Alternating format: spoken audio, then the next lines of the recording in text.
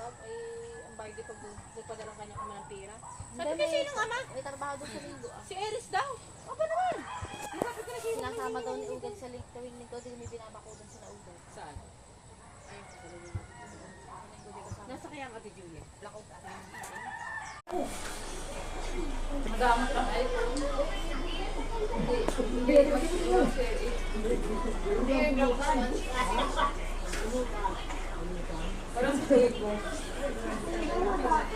Sino?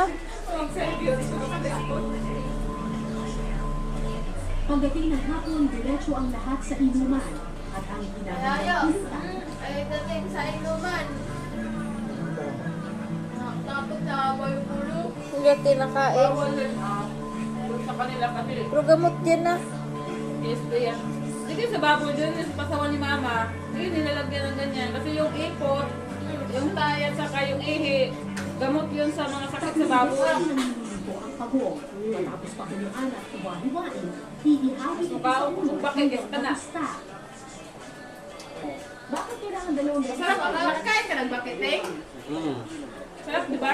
Sa Mindanao, ting daming maki. Frog. Yung ano sa frog sa palayan, palayan. Ito lagi naman ang lubo. Bakit ba? Parang ikaw. Ayun nga naman sa'yo. Ba't alam mo yung baki?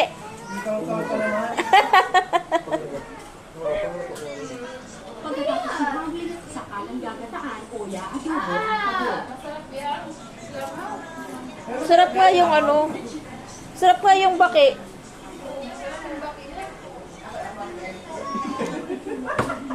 Pag adobo. Papatag na si Papa ng Maray pag ito daw. Sarap yung bakit.